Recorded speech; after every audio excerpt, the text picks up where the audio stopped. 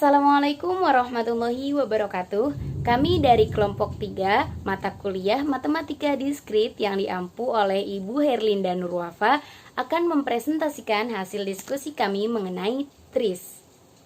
Yang beranggotakan saya Basyasha Putri Istiqomah, Ranti, Wailin, Arneta Dinda, Livia Melvina, Muhammad Bagus Sayekti, dan Khofiah.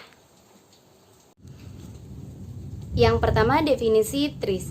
TRIS sendiri pada matematika diskrit merupakan graf yang tidak berarah, berhubung, yang tidak memuat sirkuit sederhana. Diagram pohon dapat digunakan sebagai alat untuk memecahkan masalah dengan menggambarkan semua alternatif pemecahan.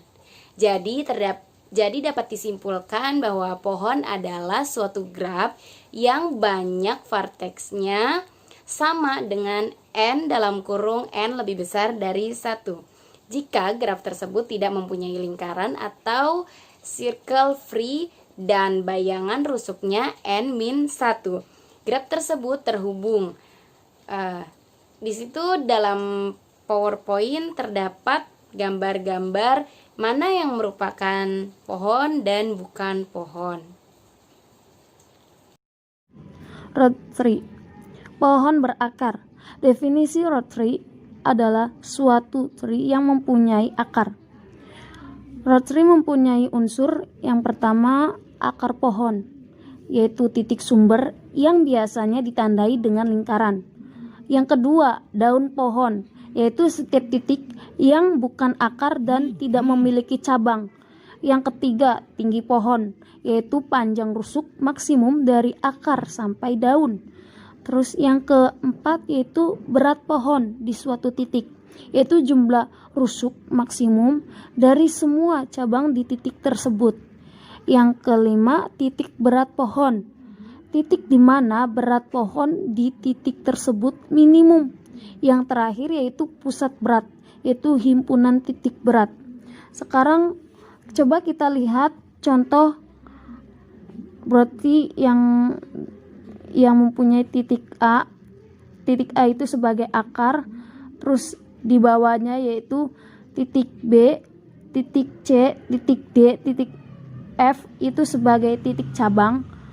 Terus kita lihat lagi ke bawah, titik G, titik E, titik H, titik I itu sebagai daun.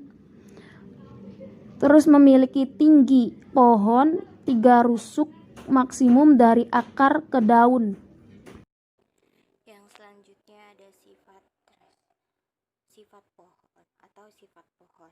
Nah, sifat pohon yang pertama itu misalkan G sama dengan V, E adalah graf tak berarah sederhana dan jumlah simpulnya N. Maka semua pernyataan di bawah ini adalah ekuivalen. Yang kedua, G adalah pohon. Yang ketiga, setiap pasang simpul di dalam G terhubung dengan lintasan tunggal. Yang keempat, G terhubung dan memiliki M sama dengan N dikurangi 1 buah sisi. Yang kelima, G tidak mengandung sirkuit dan memiliki M sama dengan N dikurangi 1 buah sisi. Yang keenam, G tidak mengandung sirkuit dan penambahan suatu sisi pada graf akan membuat hanya 1 sirkuit. Yang terakhir, G terhubung dan semua sisinya adalah jembatan. Nah, yang kedua ada sifat pohon berakar. Sifat pohon berakar yang pertama, jika pohon mempunyai simpul sebanyak N, maka banyaknya ruas atau edge adalah N dikurangi 1. Yang kedua, mempunyai simpul khusus yang disebut root, yang merupakan simpul yang memiliki derajat keluar sama dengan 0 dan derajat masuk sama dengan 0. Yang ketiga, mempunyai simpul yang disebut sebagai daun atau leaf, yang merupakan simpul derajat keluar 0 dan berderajat masuk sama dengan 1. Yang keempat, setiap simpul mempunyai tingkatan atau level yang dimulai dari root yang levelnya sama dengan 0 sampai dengan level n pada daun paling bawah. Simpul yang mempunyai level sama disebut bersaudara atau brother atau siblings. Yang kelima, pohon mempunyai ketinggian atau kedalaman atau height yang merupakan level tertinggi plus 1. Yang terakhir, pohon mempunyai berat atau bobot atau weight yang merupakan banyaknya daun pada pohon. Ya, selanjutnya itu binary tree search yang akan dijelaskan oleh saya, Khofiyah. Ya, yang pertama itu ada definisi. Binary tree search atau pohon binari itu adalah berakar yang penting. Setiap titik cabang pohon binari dapat mempunyai yaitu 2 anak cabang. Nah, istilah dalam binary tree search itu ada 2, titik internal dan titik terminal. Titik internal itu titik yang mempunyai 2 anak cabang. Kalau titik terminal itu titik yang tidak mempunyai cabang. Nanti contohnya ada di bawah. Selanjutnya itu teorema. Nah, bila sebuah binary tree search itu full dan mempunyai titik internal, maka titik terminalnya itu ada I plus 1 dan jumlah semua titiknya itu 2I plus 1. Nah, kita ke contoh. Nah, kita lihat titik internalnya itu. Titik internal kan titik yang mempunyai 2 anak cabang. Nah, jadi di sini yang mempunyai 2 anak cabang itu berarti A, B, C, D, E, F, G. Nah, itu kan pohon binarinya itu full ya, berarti titik internalnya itu I. Kemudian titik terminal, yaitu titik yang tidak mempunyai anak cabang. Di sini ada H, J, K, L, M, N, O, P. Nah, berarti titik terminalnya itu I plus 1. I-nya itu kan 7 plus 1 sama dengan 8. Nah, berarti semua titiknya itu dicantumin semua, yaitu A, B, C, D, E, F, G, H, J, K, L, M, N, O, P. Nah, itu semuanya ada 15. Jadi, jumlah semua titiknya itu 2I. Saya Arneta Dinda Malia akan menjelaskan materi tentang decision trees. Decision tree adalah salah satu metode klasifikasi yang paling populer karena mudah untuk diinterpretasi oleh manusia. Nah, decision tree ini adalah model prediksi menggunakan struktur pohon atau struktur berhierarki. Konsep dari pohon keputusan adalah mengubah data menjadi decision tree dan aturan-aturan keputusan. Nah, manfaat utama dari penggunaan decision tree adalah kemampuannya untuk membreakdown proses pengambilan keputusan yang kompleks menjadi lebih simpel sehingga mengambil keputusan akan lebih menginterpretasikan solusi dari permasalahan. Adapun nama lain dari decision tree adalah chart atau classification and regression tree. Nah, di mana metode ini merupakan gabungan dari 2 jenis pohon, yaitu classification tree dan juga regression tree. Nah, untuk memudahkan, berikut adalah contoh yang berguna untuk mengeksplorasi data, menemukan hubungan tersembunyi antara sejumlah calon variabel input dengan sebuah variabel target. Nah, decision tree ini memadukan antara eksplorasi data dan pemodelan sehingga sangat bagus sebagai langkah awal dalam proses pemodelan, bahkan ketika dijadikan sebagai model akhir dari beberapa teknik lain. Seperti di sini.